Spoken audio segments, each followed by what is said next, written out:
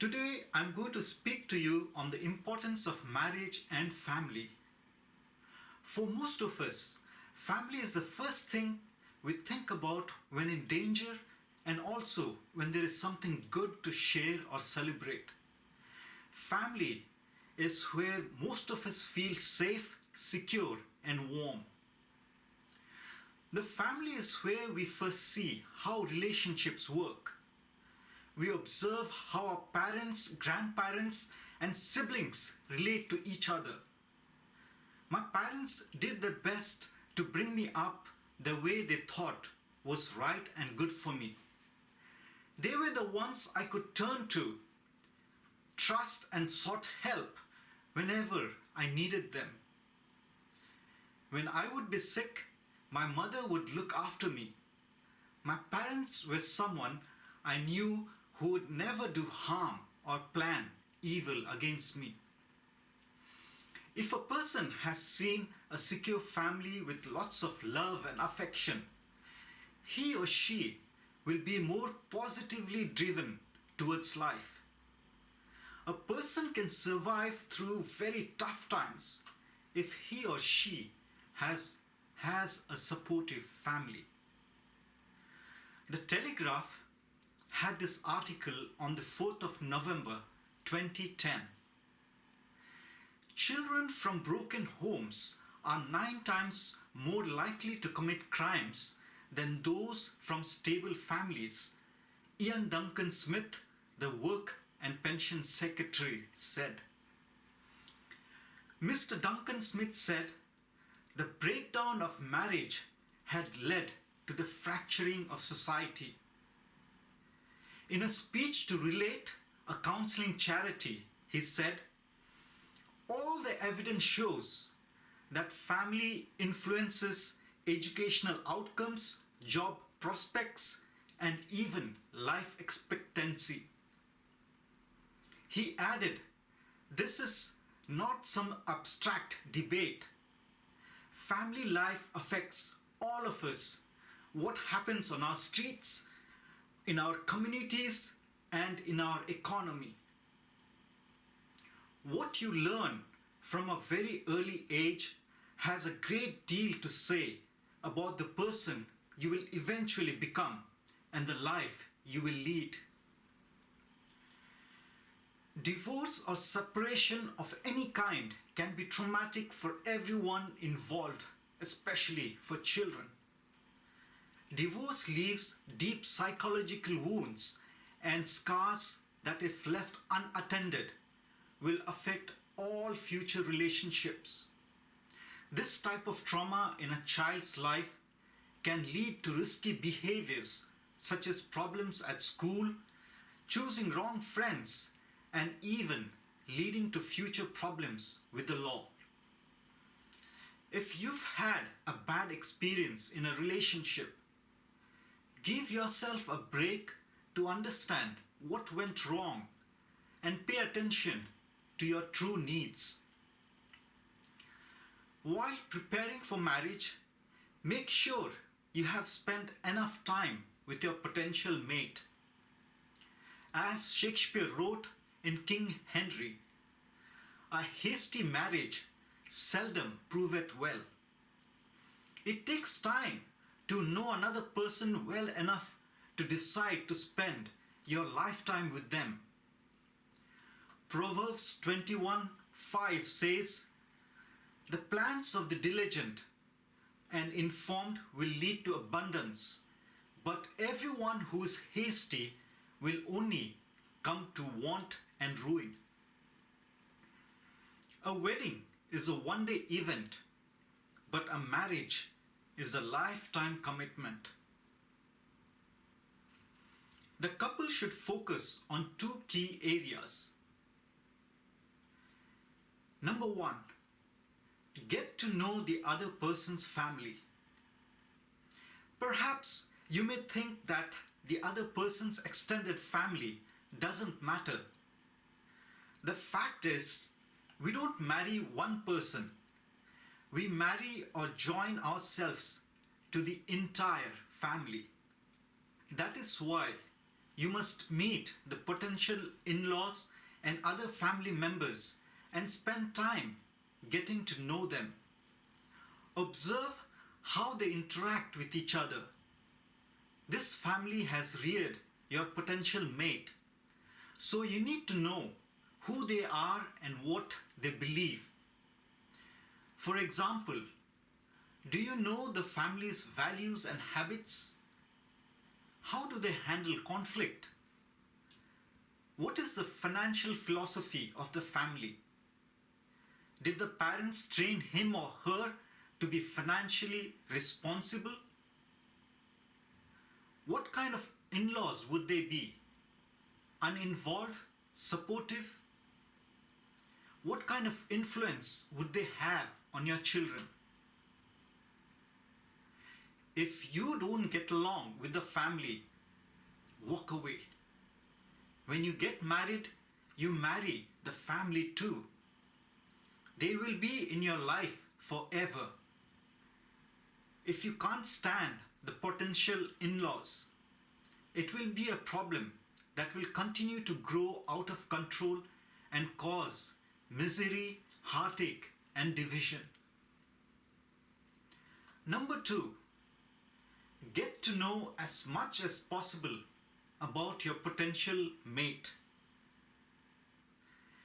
It will take some time to see how the other person with whom you are considering marriage handles conflict, jealousy, and failure. You must observe how he or she reacts in anger, under stressful situations, and in difficult times. It's wise and necessary preparation for a successful marriage to learn about the other person's needs, likes, dislikes, habits, particular weaknesses, and strengths. My first suggestion when you are looking for a life partner is don't marry someone just for money. I was watching a reality TV show when around 12 women were brought to date this millionaire for a period of time. In the end of the show, this millionaire had to choose one woman out of the 12 as his real life partner. After spending ample time with different women, the millionaire chose in the end a woman he loved and got along with. The millionaire thought this woman was the best choice for his life. However, there was a twist in this reality TV show. The millionaire was actually not a millionaire. He was faking himself to be a millionaire as told by the producers in the show. But in real life, he was just an employee who worked in a salon shop. When the time came to reveal the truth, who he really was, he gathered courage and told the woman that actually he is not a millionaire but just a worker in the salon shop. After the show finished, this couple met again to take forward their relationship into the future. But to the dismay of this fake millionaire, the woman said that she will not be able to continue her relationship with him. She told him that he will not be able to afford her. She told the man that she spends in one day the salary he receives in 1 month working in the salon shop. The man pleaded with the woman, but to no avail. As soon as this woman realized this man was not rich, she broke her relationship with him. Don't marry someone just for money. You may find that your boyfriend has lots of money. Just because your boyfriend has lots of money, does it mean he is a good option for you? What will you do if he runs out of money? In our lives, we should never be that greedy for money that we see every relationships in terms of money. Keep your life free from the love of money and be content with what you have. The Bible says in Hebrews 13:5. Paul says in Philippians 4:11 to 13, I'm not saying this because I am in need, for I have learned to be content whatever the circumstances. Proverbs 16:8 says, better to have little with godliness than to gain riches dishonestly. Look for friends and relationships who accept you as you are. You marry someone because you love him or her, because you enjoy his or her company. My next suggestion is stand up for what you believe. I was watching a video of a young couple who were dating for the first time. They had never met each other or known each other before. The young woman seemed to be quite religious in the way she was responding to the young man. She gave her daily schedule of going to the university, helping at home, and spending time with her family. Once a week, she would go to the temple to worship her God. She would not touch alcohol, smoke, or go to parties in the weekends. But the young man was just the opposite. He would smoke, drink alcohol, and go partying every week because he believed this is what young men did in this modern age. He was shocked to meet someone he thought was so outdated and was not keeping up to the current times. This young woman replied to this young man, I do not like doing any of these things that you just mentioned, and I would not want my partner to do any of these things either. The young man was upset and could not believe what he was hearing. The young man got up from his seat and told the young woman, we live in a modern age, and if you don't adapt to these things, nobody will marry you or want to date with you. You are so religious and outdated. I don't think I can live with you. The young woman told the young man, I'm sorry. I'm happy with my lifestyle, and I'm not going to compromise the way others want me to change. I will look for someone like me. Ellen White says in her book, Messages to Young People, let those who are contemplating marriage weigh every sentiment and watch every development of character in the one with whom they think to unite their life destiny. A sincere Christian will make no plans that God cannot approve. And my last suggestion relates to differences in religion. Our Adventist Church Manual says, differences regarding religion are likely to mar the happiness of a home where partners hold different beliefs.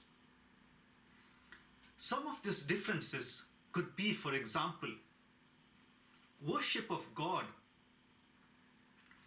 Every religion has different ways of worshipping their God, different ways of living their life as taught in their holy book. For example, we as Protestant Christians worship and live our lives as per the principles set in the Bible.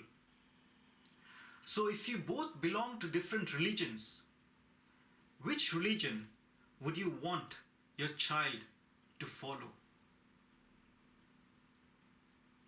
Sabbath keeping.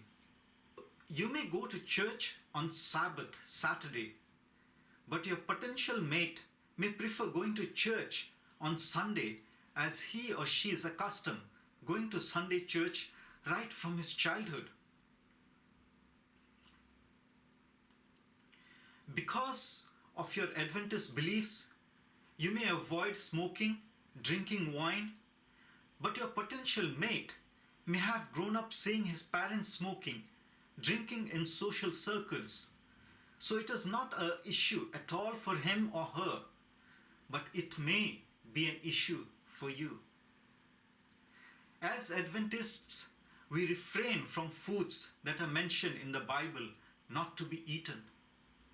But for others, they may not know this. So for them, it may be normal to eat such food. As Adventist Christians, we refrain from sex before marriage. But premarital sex has become an accepted way of life in most Western countries. It is promoted as the norm in most movies and television programs. You see, differences in these areas can often lead to a deterioration of these relationships, to discouragement, and even to a complete loss of Christian experience. To have a strong, lasting marriage, research suggests partners should not rush into it. Make sure they share the same values and level of commitment. Marriages are more likely to endure and family life to fulfill the divine plan if husband and wife are united and bound together by common spiritual values and lifestyles. Here are some serious warning signs to let you know the person is not the right one for you. Some of these characteristics are only revealed over time. Is your potential mate often caught lying? Does he or she tend to blame others for everything? Is he or she cruel to the innocent and the weak? Is he or she controlling, checks up to see where you go, who you are with, attempts to isolate you from your family and friends, doesn't want you meeting other people, verbally berates or attacks you, curses often, is critical, hurtful and degrading? Has he or she pushed, shoved, slapped, or become otherwise violent with you? If any of these characteristics are apparent, run and run fast. The person is not a marriage material. When two people marry, they become one flesh. This takes us back to God's intention for marriage, which we find in the New Testament passage of Matthew 19:6. So then, they are no longer two but one flesh. Therefore, what God has joined together, let not man separate. Two individuals, a husband and a wife, according to Ephesians 5:31, joined together to form a new identity. Two distinct persons with their own individualities, with their own likes and dislikes. They have chosen to become one. So when one of them hurts, the other one hurts as well. And when one of them is happy, the other one is happy as well. Here are some ingredients to keep your marriage and your family prosperous and happy. Number 1, spend time together. My father was so busy with his work as an evangelist, pastor, and an administrator. He had to attend meetings, deal with situations that were fierce, go to spread the love of God to different churches, and hold evangelistic meetings to bring new souls for Christ. He would always be traveling, going from one place to another. When he would come home, my mother would complain to my father that we were not listening to her and she was not able to handle us. My father, looking at some families, found that their children were going astray like us. He decided to curtail his work and concentrate more on his family together with my mother. He started teaching us to do gardening, typing, repairing things at home, and in the evening after his work, he would play badminton with us. There are countless homes where the father, mother, or both are so busy searching for financial or professional success that they do not dedicate their time for their children. One son told about his father, who was very influential, that his father was so busy with his work that he didn't spend time with him at all. To the outside world, the father was someone who devoted his time for a good social cause. But to his son, who was unhappy with his father, he said, "I will never choose the career my father chose." In the book, The Seventh-day Adventist Belief, page 305, it says, "Other than their commitments to the Lord and the spouses, parents have no higher responsibility than to the children they have brought into the world. They must put their children's interest before their own advancement and comfort. The children did not choose to come into the world, and they must be given the best possible start in life." You need to give your spouse and your children the time they deserve. It is easy for a working adult to get caught up in a cycle of work without setting aside time for family. The family that stays active and does more things together creates stronger bonds and is much happier. Number 2, help each other. We live in a busy world where father and mother have to work. Most of the time, the wife is not at home full-time anymore. She is side by side with her partner, providing bread for the family. Both of them have battles and difficulties at work and then come home exhausted. Children return from school, they have homework to do, books to read. Who will take the responsibilities of the house? Would it be the wife alone? For example, the husband expects dinner, but what if he doesn't offer to help? Families need a plan on how to work together, or there will be conflict and stress in the home. Philippians 2:4 says, "Let each of you look out not only for his own interests, but also for the interests of others." Remember that your family is a team and you should support your teammates. This includes assisting each other with chores when necessary, doing nice things for each other, listening or helping when things are going bad. There is nothing better than knowing that you have the full support of all of your family members behind you. God gave each of us a special family that we can call our own. A family that loves us for who we are, so we would never feel alone.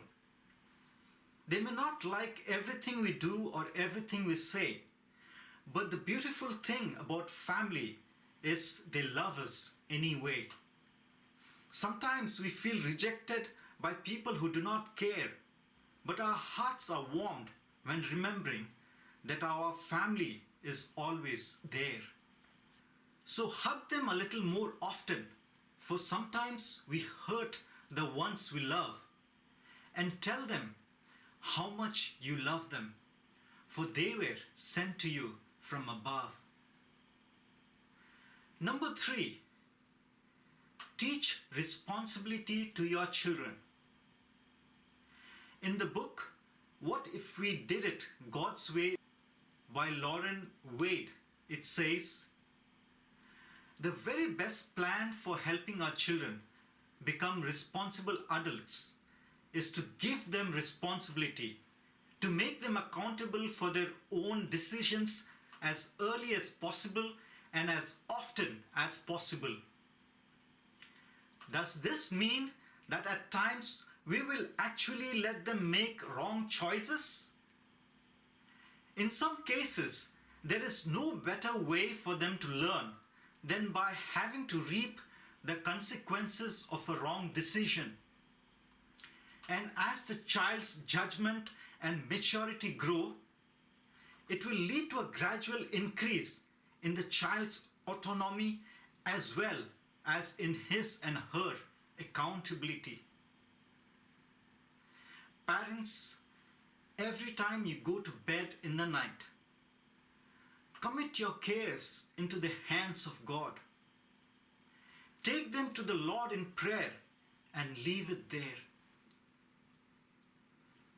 Fourth point, husbands and wives must make decisions together. I'm not talking about deciding on what to eat for dinner. Major decisions like financial ones are best decided as couple.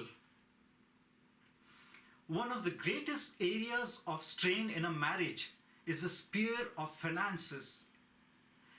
If you agree to come to mutual decisions on how finances are handled, this will strengthen trust between you and your partner. Fifth point, trust. In some marriages, there is an issue of trust. Trust is an essential part of your marriage relationship. And if you do not trust each other, then you both need to work on this. Only if we surround ourselves with people we trust, then only we can create a safe present and an even better future.